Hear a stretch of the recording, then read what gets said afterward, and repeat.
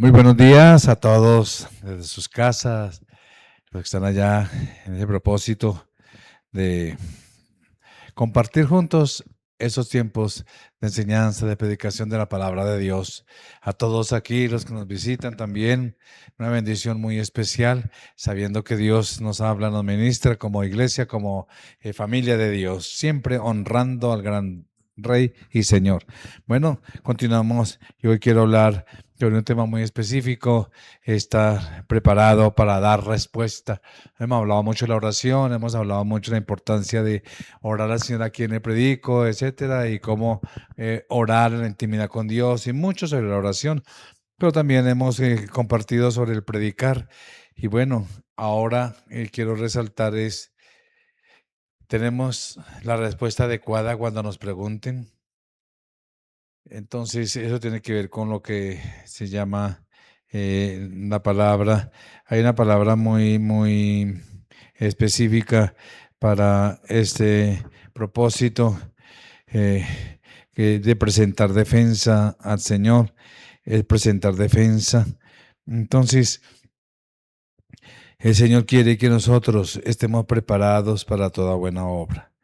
Y quiero resaltar en Primera de Pedro 3, 13 al 16. Primera de Pedro 3, 13 al 16 dice la palabra del Señor. ¿Y quién es aquel que os podrá hacer daño si vosotros seguís el bien? Mas también si alguna cosa padecéis por causa de la justicia, bienaventurados sois. Por tanto, no os amedrentéis por temor a ellos, ni os conturbéis, sino santificad a Dios, el Señor, en vuestros corazones, y estad siempre preparados para presentar defensa con mansedumbre y reverencia ante todo el que os demande razón de la esperanza que hay en vosotros,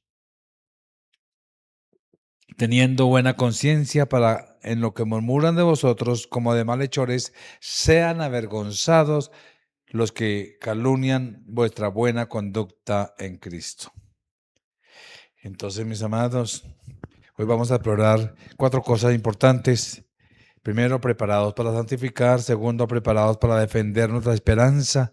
Tercero, preparados para vivir rectamente. Y cuarto, una vida que provoca preguntas. Primero punto, vamos a mirarlo. Entonces, estamos preparados para santificar. Preparados para santificar. Dice el versículo 15, y de ahí se va a derivar esta enseñanza precisamente. Dice, santificad a Dios el Señor en vuestros corazones. ¿Qué palabra? Sino santificad al Señor en vuestro Dios en vuestros corazones. Esta expresión se basa también en Isaías 8:13. Isaías 8:13, que ya hemos citado, también habla de santificad. Dice en Isaías, a Jehová de los ejércitos, a él santificad. Sea vuestro temor y sea vuestro miedo, pero es un mandato. El único mandato del versículo 15, porque dice santificad a Dios, dice ahí en 1 de Pedro que leímos. Y aquí habla también Isaías, santificad a Jehová. Entonces, mis amados, es un mandato, el único mandato del versículo 15, porque después dice que debemos estar preparados para presentar defensa, pero debemos estar preparados también, estar preparados. Hay 2 cosas aquí. Es un mandato santificar y el otro estar preparado, que ya no es como un mandato, pero es una digamos, una orden directa del Señor. Entonces, mis amados, a todos nosotros como creyentes en Cristo se nos dice que honremos al Señor en nuestros corazones. Santificad a Dios el Señor en vuestros corazones. Esta es la frase clave en este versículo. Dios nos ha santificado. 1 Corintios 1:2 y versículo 6:11 es muy claro. 1:2 dice la palabra de Dios a la iglesia que está en Cristo, en Corinto, a los santificados en Cristo Jesús, llamados a ser santos. Dos cosas. Somos santificados por la obra de Cristo y Él nos apartó para Él, pero también seguimos el proceso de santificación, llamados a ser santos. En capítulo 6, 11, también nos resalta esa importancia de que Dios nos ha santificado. Esto eran algunos, dice aquí, y ya veis, ya habéis sido santificados. Qué palabra tan tremenda. Dios nos ha santificado. Y nosotros, a su vez, hemos de santificar a Dios. Acuerda que Padre nuestro, santificado sea tu nombre. Dios nos ha apartado y nosotros, a su vez, hemos de apartar a Dios para sí. Para nosotros, si Dios nos ha santificado, nos ha apartado para Él de una manera especial. Él nos ha llamado a ser santos, o sea, apartados. ¿Qué significa para nosotros santificar a Dios? Dicen Mateo 6, 9, muy conocido por nosotros: santificado sea tu nombre. Señor, en otras palabras quiere decir que tu nombre sea honrado, que tu gloriosa persona sea adorada y reverenciada. Santificar a Dios significa que lo tratemos como santo y que apartemos todo concepto que impida honrarlo a Él como tal. Lo reverenciamos y respetamos porque Él es santo. Eso es santificar su nombre, santificado sea tu nombre. Respetarlo y lo admiramos y lo reverenciamos porque Él es santo. En otras palabras, lo reconocemos como el Señor. Es tremendo. En otras palabras, honra a Jesús como tu Señor en tu corazón. Honra al Señor como el Señor en tu corazón. Recuerda que tu corazón es el templo del Señor. Recuerda quién es el que reside en tu corazón y quién es el que preside tu vida. Asegúrate de que tu objetivo sea el santo. Tu objetivo sea honrar al Señor. El que preside tu vida es el supremo, el soberano. Asegúrate de fijar tus ojos en Él. Acuérdate de Moisés, dice allá en Hebreos 11:27, Moisés soportó la ira del rey de Egipto porque él tuvo algo. ¿Por qué se aguantó toda esa situación? Dice en Hebreos 11:27, porque se sostuvo como viendo al invisible. Él se sostuvo viendo al invisible, o sea, él santificó al Señor. Qué tremendo. Santificó a Dios en su corazón. Eso es santificar, temerle a Él, honrarlo a Él, glorificarlo a Él. Entonces, asegúrate de santificar al Señor, dando a Dios un lugar especial en tu corazón. Sé que no es repetir, Padre nuestro, santificado tu nombre, venga a nosotros tu reino, y pasamos por alto las palabras. Ojo con eso, santificar al Padre o santificar a Dios es darle un lugar especial en tu corazón. Si has de comunicarte correctamente con los hombres, primero tienes que tener comunión con Dios. Es lo que hemos hablado todos estos domingos de la oración, para que tú puedas comunicarte con los hombres. Yo no puedo comunicarme correctamente con las personas si no estoy correctamente comunicado con el Señor. Por eso Salmo 127, 1. Salmo 127, 1. Porque no podemos dar un buen testimonio sin Dios. Si tú no andas en comunión con Dios, ¿cómo vas a dar testimonio de Dios? Salmo 27:1 dice, si el Señor no edifica, en vano trabajan los que lo edifican. Así de sencillo. Si yo no me meto con Dios, ¿cómo voy a salir a hablar de Dios? Si Dios no está en ello, todo es en vano. Es posible dejar fuera a Dios, aun cuando estemos hablando a otros de Dios. En otras palabras, mucha gente habla de Dios en forma teórica, no experiencial. Es posible dejar fuera a Dios, aunque hablemos de Dios. Podemos tener palabras apropiadas, bonitas, inclusive. Es que para mí Dios es todopoderoso, por ejemplo, pero no vivirlo, ni experimentarlo, ni tener esa relación con Él. Podemos citar los pasajes apropiados de las Escrituras. Inclusive, Dios incluso puede bendecir su palabra a pesar de nosotros. Si yo leí una palabra que dice que ora por los enfermos, si yo oro por los enfermos y sana, pero eso no significa que tenga una comunión con Dios. La persona inconversa a la que estamos hablando incluso puede llegar a ser salva, pero Dios no estaba en el testimonio como debía haber estado. Como dice 1 Corintios 15, 58, sabiendo que vuestro trabajo en el Señor no es en vano. Ojo, vuestro trabajo en el Señor no es en vano. Tu trabajo es en vano sin el Señor. Por eso dice, vuestro trabajo en el Señor. Entonces sería vano, porque trabajar en el Señor no es en vano. Pero si trabajamos sin el Señor, entonces ahí se vuelve vano nuestro trabajo. Es porque Dios no está ahí. Entonces, santifica al Señor Jesús, es hónralo en tu corazón, venéralo como santo, enfoca tu mirada sobre Él. Cuando hables a otros, asegúrate de que dependes de Él. Hoy estamos hablando de la apología, de ese término apologético para presentar defensa de Jesús y presentar testimonio hacia afuera. Por eso es importante honrar al Señor en el corazón para poder hablar a otros cuando dependemos de Dios. Tú no puedes hablar a otros porque a veces la gente no evangeliza, por eso es que a veces las personas no hablan de Cristo, y siendo cristianos y de años. ¿Por qué? Porque tienen una mínima relación con Dios para poder presentar defensa ante otros. Wilkinson, un personaje, dijo que su hermosura descanse sobre mí cuando trato de ganar a los perdidos y que ellos olviden el canal y lo vean solo a Él. ¿Qué palabra? Hechos 20:32, ahí en la Nueva Traducción Viviente nos dice, y ahora les encomiendo a Dios y al mensaje de su gracia. Hechos 20:32 en Nueva Traducción Viviente. Ahora los encomiendo a Dios y al mensaje de su gracia que tiene poder para edificarlos y darles una herencia junto con todos los que Él ha consagrado para sí mismo. Si ves, todo lo que Él ha consagrado para sí mismo, tú eres parte de ese equipo, de ese grupo que Él ha consagrado para sí mismo. Mis amados, allá en este contexto de la iglesia primitiva, estos cristianos estaban experimentando una persecución tremenda. Y cuando Pedro, ¿te acuerdas que al principio escribimos de Pedro? Leímos la palabra de primera de Pedro. Mis amados, el contexto era la persecución tremenda por parte de los romanos. Nerón había quemado a Roma y culpó a los cristianos. Los arrestaban, los tiraban del circo romano para verles ser devorados por los leones.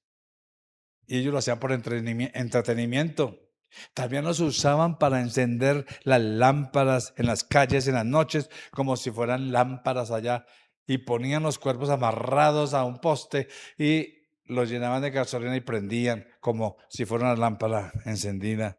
Los cristianos tenían que esconderse, tenían que huir, tenían que sobrevivir.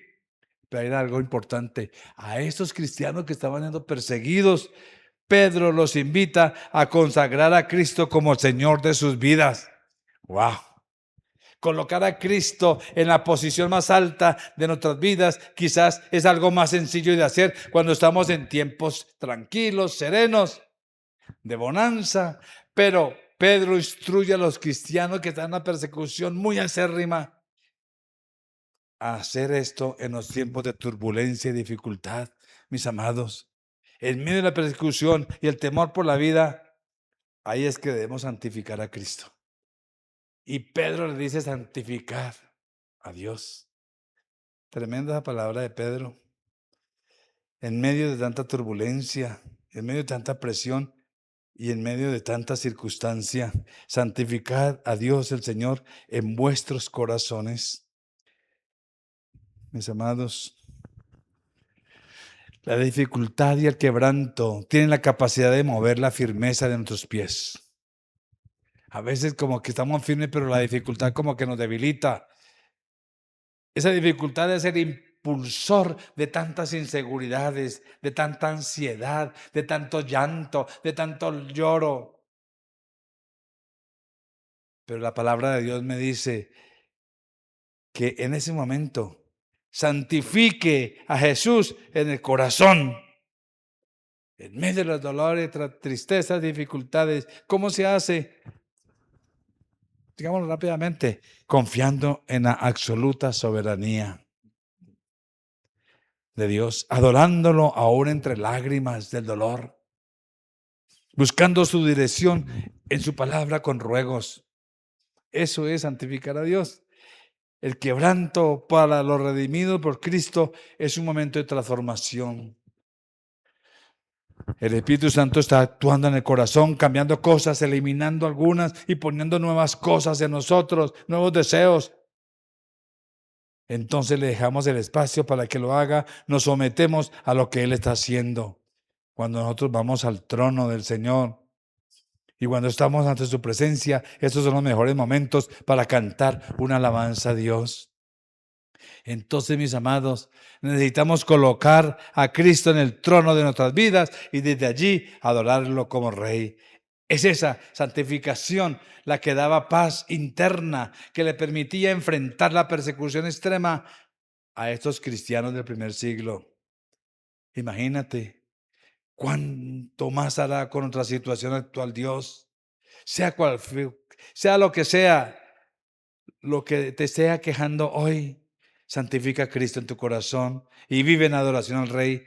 Esto te dará fuerzas y todo lo que tú necesitas, esa fortaleza interior para avanzar. Segundo aspecto que quiero tratar hoy es preparados para defender nuestra esperanza. Ya dijimos santificar, preparados para santificar. Ahora preparados para defender nuestra esperanza. El versículo 15 ya lo hemos leído y dice el versículo 15 ahí en 1 de Pedro 3, porque es la palabra en griego defensa, dice ahí, santificad a Dios y estar preparados para presentar defensa. Defensa, qué tremenda palabra. Apología, esa palabra defensa es apología, de donde viene el término apologista o apologética. O sea, eso significa presentar defensa o un discurso en defensa, hacer un discurso de defensa. Eso es lo que significa aquí apología. Y aquí dice que debemos estar preparados para presentar defensa. Hechos 22:1 dice en nuestra versión Reina Valera, varones, hermanos y padres, oíd ahora mi defensa ante vosotros. Pablo estaba dispuesto a presentar defensa y además lo hizo. Vemos en varios pasajes de Hechos cómo presentaba defensas ante los reyes y ante los que le exigían. Filipenses 1:7 dice, como me es justo sentir esto de todos vosotros, por cuanto os tengo en el corazón y en mis prisiones, él estaba preso. Pero mira lo que sigue diciendo, y en la defensa y confirmación del Evangelio. Ustedes participan conmigo de la gracia. Entonces, mis hermanos, el mismo apóstol nos enseña que es necesario presentar defensa siempre, que es una oportunidad para presentar defensa. Los apóstoles y todos aquellos que persiguieron, ellos sabían que cuando los cogían, el propósito era mostrar el Evangelio a todos y presentar defensa ante todos. Por eso es la mejor ofensiva es una buena defensa. Dice ahí en 1 Pedro 3:15 que leímos, y está siempre preparados para presentar defensa. Mis amados, como creyentes en Cristo, tú y yo debemos defender la esperanza que tenemos, esa esperanza que tú tienes en Él. Justificar tu legítima confianza que está basada en la persona y en la obra del Señor Jesucristo.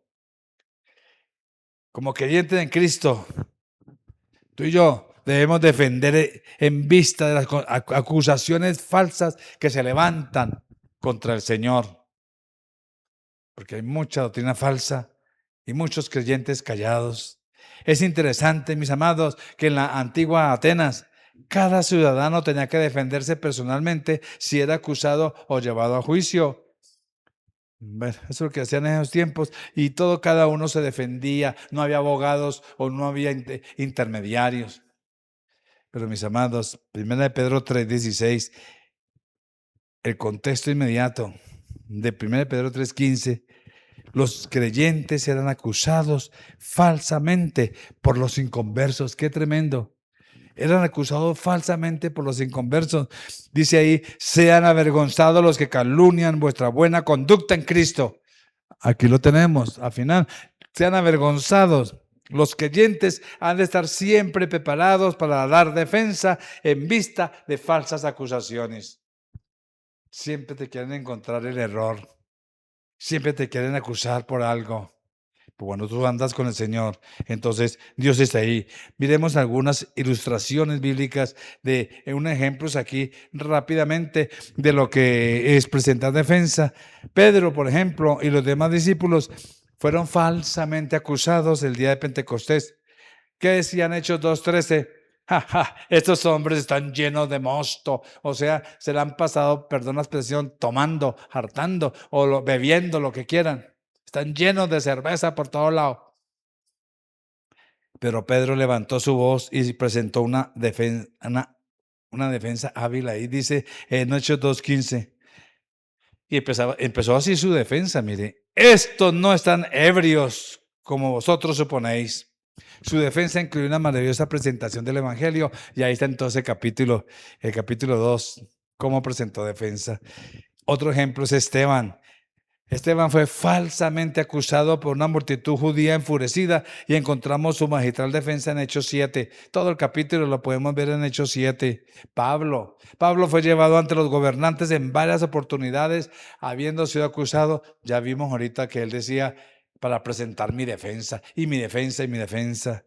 Era acusado falsamente y él estaba preparado para presentar defensa. Hechos 22, versículo 1, ahí comienza. De esos eventos que decimos, dice ahí, oíd ahora mi defensa ante vosotros. Wow. Todos los primeros cristianos eran acusados de ser ateos. ¿Por qué eran acusados de ser ateos? Porque no seguían la religión del imperio.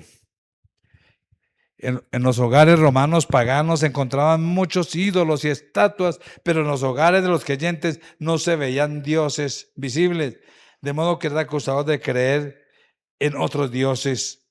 Y entonces ellos se defendían y defendían su creencia en un Dios poderoso.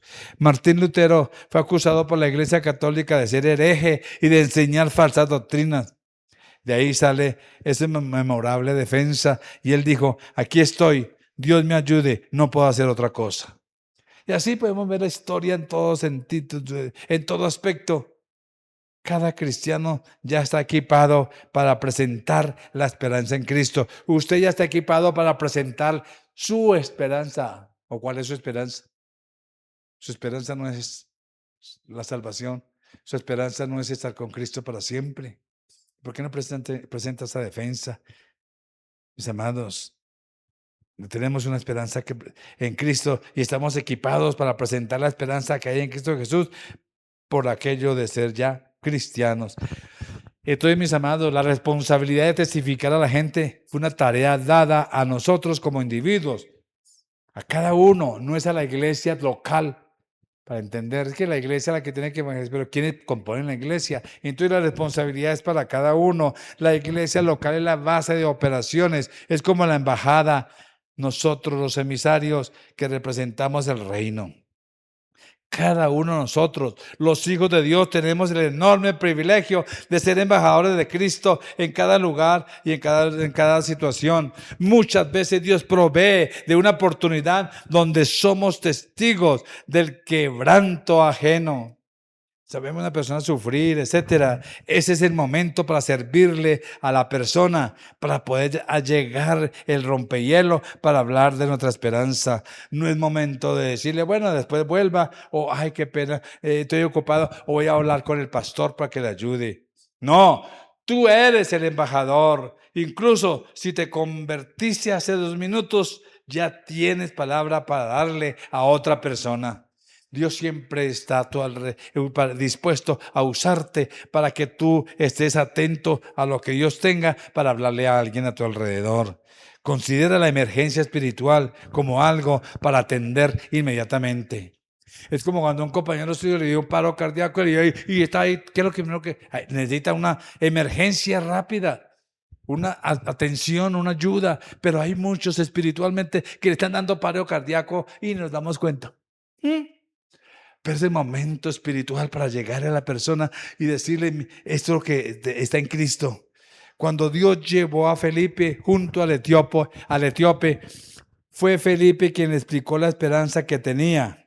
Felipe no le dijo, espere yo llamo a Pedro o espere yo llamo a Juan. No, allá en Hechos 8 vemos que él directamente le mostró el Evangelio. Aleluya. No podemos delegar responsabilidad, nuestra responsabilidad a otros. No podemos subestimarnos cuando Dios trae a una persona para que nosotros mismos seamos de bendición a sus vidas. A Dios le pareció que estábamos listos para esa tarea y nos va a usar. No nos subestimamos tampoco. Si habla, empieza, déjate usar. Tercero, preparados para vivir rectamente. El versículo 16 de primera de Pedro, sí que estamos hablando, el 3, el versículo 16. Entonces, debemos estar preparados para vivir rectamente. Por eso dice, para que en lo que murmuran de vosotros como de malhechores sean avergonzados. Mis amados, allá en Mateo 7 y 17, hablando a los falsos maestros, un buen árbol produce frutos buenos y un árbol malo produce frutos malos. Qué tremendo. Lucas 6:45 nos dice que algo parecido, una persona buena produce cosas buenas del tesoro de su buen corazón. Estoy hablando de la Nueva Traducción Viviente. Y una persona mala produce cosas malas del tesoro de su mal corazón. Lo que uno dice brota de lo que hay en el corazón. Aquí lo que dice, de la abundancia de la boca, perdón, de la abundancia, porque de la abundancia del corazón habla la boca. Lo que nos dice brota de lo que hay en el corazón. Entonces, mis amados, la santificación que comenzó el día en que Dios regeneró nuestro corazón para su gloriosa iniciativa, es el proceso que va lavándonos y haciéndonos caminar en justicia. Es lo que nos motiva a nosotros para ir cambiando, ir siendo transformados. Antes de ser cristiano, antes de tener a Cristo, era imposible un cambio en nosotros. Pero ya vino el Espíritu Santo, ya fuimos transformados. Ahora Dios nos lleva a esa realidad de caminar en justicia. Lo podemos hacer. Esa rectitud, la cual es producida por el Espíritu Santo, debe ser más visible en el momento de la dificultad, en las presiones, en las circunstancias adversas. Necesitamos ponerla en vigor cuando estamos tranquilos, para que cuando estemos inquietos, también esté ahí ese poder, esa fortaleza. Entonces, mis amados, en los momentos de persecución y martirio de los primeros cristianos, debían seguir siendo fieles a Jesús. Ellos tenían que optar por bendecir a los que les maldecían. Incluso en medio de tanta adversidad, ellos cantaban himnos de adoración en medio del circo romano cuando venían contra ellos los leones hambrientos. No gritaban de desespero y dolor, cantaban, adoraban al Señor. Es difícil ser recto, mis amados. ¿Cuántos cristianos se les saca la piedra por cualquier lado? Perdón, andan en enojo por cualquier cosa. Si no aprendemos en esos momentos de quietud a ser rectos, entonces mucho menos vamos a hacerlo cuando tengamos adversidad. Y eso es lo que hacían esos cristianos. En los momentos más complicados, viendo el león que se venía a desgarrarlos, cantaban al Señor, porque ellos eran rectos y sabían en quién y con quién han vivido. Es difícil ser recto, mis amados, pero es nuestro testimonio el que Dios usa para redarguir a quienes nos acusan, para redarguir a los que nos ven a distancia. El Espíritu Santo está activamente obrando en nosotros, produciendo pureza y santidad. Esa es la realidad que vivimos. Para los cristianos del primer siglo era no vengarse contra los que los perseguían, inclusive contra aquellos informantes que los delataban. Para nosotros hoy quizá, es decir, no participar de las actividades de pecado ante Dios. Eso es como el reto que tenemos. Antes era perdonarlos, antes era mantener, ahora nosotros nos acusan de muchas formas y por no participar en lo que ellos participan. O cuando señalamos un pecado a alguien. Mis amados, si somos llamados por el nombre de Cristo, recordemos que le demos honra a ese nombre. Tú eres llamado cristiano, entonces tienes una responsabilidad de honrar ese nombre, Cristo. Le demos fidelidad a nuestro Dios. Hacer lo correcto sin importar el precio, mis amados. Debemos hacer lo correcto. Primera de Pedro, bueno, en el contexto antes del 15. Primera de Pedro 3, 13 al 14 se refiere al sufrimiento que resulta de hacer lo correcto. No es fácil. ¿Y quién es aquel que os podrá hacer daño si vosotros seguís el bien? Si seguís el bien, más también si alguna cosa padecéis por causa de la justicia, aquí está la clave, padecéis por causa de la justicia, por causa de Cristo, bienaventurados seréis. Entonces, no tengan temor, no tengan miedo, no os amedrentéis por ellos. Pedro está diciendo que el creyente debe hacer lo correcto, sin importar las consecuencias. Qué tremendo. Sin importar los sufrimientos que esto pueda acarrear. Mateo 5:5 nos habla de las bienaventuranzas. Hacer lo correcto puede ser costoso, pero somos bendecidos ampliamente por Dios. ¿Qué dice? Bienaventurados sois cuando por mi causa os vituperen, etcétera, y digan toda clase de mal, pero ¿cómo? Contra vosotros mintiendo. Mis amados, Isaías 8:13, no debemos temer a los inconversos ni a los que nos puedan hacer. Hay gente que no predica y que no, que tan grandote, de pronto me tumba y me mete un golpe por predicar el evangelio. ¿O qué le digo? Me voy a quedar en vergüenza. No piensen usted, piensen que usted es un instrumento de Dios. No debemos temer a los inconversos ni a los que nos puedan hacer. Sea Dios nuestro temor, dice Isaías 8:13. ¿A quién sí debemos temer? Al Señor de los ejércitos. Otra vez a Él santificar. Pero dice, sea Él vuestro temor y Él sea vuestro miedo. Aleluya. Con el temor de Dios ante nuestros ojos, solo temamos no hacer lo correcto. Temamos hacer cualquier cosa que no agrade a Cristo.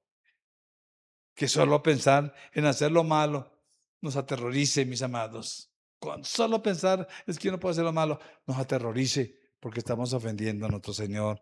Cuando hacemos lo recto, entonces, en un mundo malo, y cuando aún sufrimos por ello, los inconversos se darán cuenta. Observarán cómo reacciona el pueblo de Dios bajo presión y persecución. Algunos incluso harán preguntas. Debemos ser intrépidos, mis amados, estar preparados para responder de manera adecuada, para responder y señalemos al único Salvador, a la solución. Aleluya, qué tremendo. Entonces, es lo que Dios quiere que hagamos, que Dios nos ayude a fortalecernos en esa realidad. Dios usa nuestra obediencia para tocar a los que nos ven, por lo que necesitamos vivir abrazados de Cristo, mis amados. Imaginemos el circo romano allá, un momentico. Ellos veían el espectáculo, todos allá, los leones corriendo de aquí para allá, dispuestos a brincar encima de un cristiano. ¿Y qué hacía ese cristiano? Lo que hacía era, en medio del terror y las lágrimas, adoraba a Dios en canción. Empezaban a cantar todos. Ahora imaginemos a las personas preguntándose, ¿qué es esto? ¿Qué está pasando aquí? ¿Cantando? ¿Los están desgarrando? Bueno, cuarto, una vida que provoca preguntas. Mis amados, debemos ser una vida que provoca preguntas a la gente, que seamos esos provocadores de preguntas. Wow, ¿qué quiere decir eso? Primera de Pedro 3:15 dice ahí al final, y estando siempre preparados para prestar defensa con mansedumbre y reverencia ante todo el que os demande razón. Ojo, ante todo el que os demande razón de la esperanza que hay en vosotros. O sea, el que le pregunte, oye, ¿usted qué tiene? Etcétera. Me manda razón de la esperanza. Mis amados, los miembros de las sectas están a menudo bien entrenadas y adoctrinadas en sus falsas doctrinas. Ellos están preparados para dar defensa a toda persona que le demande razón de esa falsa esperanza que están en ellos. Y a veces nos avergüenzan a los cristianos por su habilidad en maltratar las escrituras, en citar Biblia y discutir temas bíblicos. Sin embargo, mis amados, sabemos que están descansando sobre un fundamento que no es firme. Pero tú y yo sí tenemos un fundamento firme. Estad preparados y dispuestos a presentar defensa a todo aquel que os demande o a todo aquel que pregunte. Colosenses 4:6. La pregunta es, ¿tu vida provoca preguntas? Recuerda eso. Tu vida provoca preguntas, tus labios dan las respuestas. Colosenses 4:6 dice, para que sepáis cómo debéis responder a cada uno. Implica a los inconversos que hacen preguntas. ¿Cómo debéis responder a cada uno, mis amados? Alguien podrá decirte, alguien podrá decir a sí mismo o justificarse mejor. Seré un testigo silencioso del Señor. Dejaré que mi vida hable solamente y seré un testimonio vivo. No predicaré el Evangelio, viviré del Evangelio, sí, para que todos lo vean. Pero me quedaré callado. Mis amados, vivir el Evangelio es esencial, pero no es suficiente.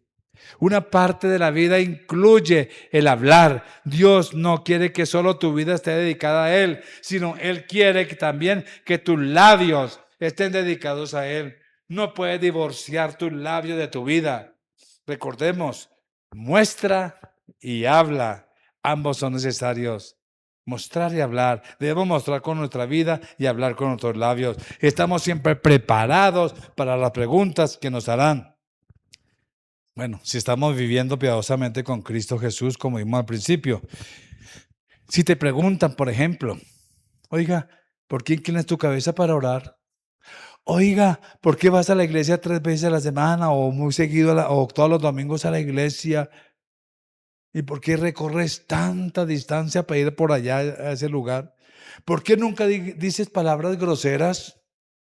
Oiga, ¿y por qué te ríes de y por qué no te ríes de algunas de nuestros chistes?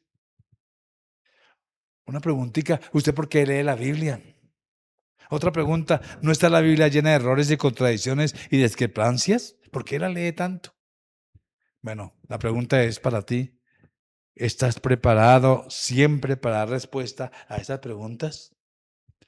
¿Está tu vida provocando esas preguntas? La Biblia dice que somos un pueblo particular, especial. Si no provocamos preguntas, miremos nuestro testimonio. Somos un pueblo especial. Cuando la gente pregunta, ¿por qué son ustedes tan especiales? Nosotros deberíamos estar preparados para responder. Y en realidad, cuando la Biblia dice que somos un pueblo especial, particular, significa que somos un pueblo de su propiedad. Dice Tito 2:14, somos un pueblo propio. Mire que es un pueblo propio de Él, celoso de buenas obras, dice al final. Y purificar para sí, o sea, para Dios, un pueblo propio. Somos de Él. Pertenecemos a Dios de una manera especial, mis amados. Nuestras vidas han de ser decididamente diferentes. Romanos 12:2, que ya lo conocemos. Somos transformados en el Señor. La gente hará preguntas siempre. Nuestra vida debe provocar preguntas. Nuestros labios han de dar respuesta. Han de ser instrumentos para dar respuesta. Estemos siempre preparados para exponer clara y convincentemente nuestro caso. Estemos siempre preparados para presentar defensa. Contemos con que las preguntas vendrán y estemos preparados para cuando vengan. No te sorprendas cuando te hagan preguntas. Debes estar preparado para ellas, porque tú andas con el Señor, porque tú te comunicas en comunión con Dios. Entonces, la pregunta es, ¿en dónde está tu esperanza? Debemos estar siempre preparados para presentar defensa de todo lo que nos mande razón de la esperanza que está en nosotros, como ya leímos antes en 15. Todos los creyentes tienen una esperanza que está en el interior. ¿Cuál es la esperanza? Colosenses 1:27. Cristo en vosotros, la esperanza de gloria. ¡Wow! Es Cristo en nosotros. 1 Timoteo 1:1. Porque Jesucristo es nuestra esperanza. Ahí dice, por mandato de Jesucristo, nuestra esperanza. Tenemos una esperanza que está centrada en la persona de Cristo que mora en nosotros, mis amados. Los inconversos están sin Cristo. Los inconversos sin Dios y sin esperanza. Ellos no tienen esperanza. Tú sí, tú tienes a Cristo que es tu esperanza. Efesios 2:12 nos habla muy claro de ello. Y también, qué tremendo, mire, aquí el tiempo estaba sin Cristo, alejados de la ciudadanía de Israel. alejados de los pactos, sin esperanza y sin Dios en el mundo. Qué situación de los inconversos. Esos son los que preguntan y quieren también saber de tu esperanza. Tesalonicenses 4:13 dice que no somos como los demás, que no tienen esperanza. Qué tremendo. Dice, no os entristezcáis como los otros que no tienen esperanza. Los inconversos están en tinieblas. Efesios 5:8. Están sin luz al final del túnel. Entonces, mis amados, dice ahí, porque en otro tiempo erais tinieblas, mas ahora soy luz en el Señor, andad como hijos de luz. Así éramos nosotros, en tinieblas, como los inconversos que están ahora, los que te quieren preguntar. Cuando presentemos nuestra defensa, señalemos hacia la luz, presentemos claramente la única solución, la única satisfacción, al único Salvador. Entonces, para concluir, mis amados, cuida tu actitud, porque tú tienes todo. Tienes esperanza, santificas al Señor, eres instrumento de Dios. Pero 1 de Pedro 3:15 dice, hazlo con mansedumbre y reverencia y temor. No debemos discutir porque no estamos tratando de ganar una disputa. Cuando tú hables a otro el evangelio, no discutas. Y si llegó a esa persona a discutir, guarda silencio y deja que una palabra y ya. Porque no se trata de eso. Dice que con mansedumbre, presentemos defensa con mansedumbre y reverencia, porque estamos tratando de ganar un alma, no una discusión. No seamos arrogantes, porque no tenemos nada de qué enorgullecernos. Lo único que nos enorgullece a nosotros es nuestro Salvador.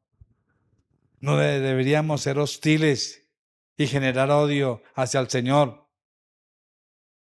Mis amados, con nuestra actitud, más bien si tú hablas la verdad, habla la palabra, que el odio se hace al Señor.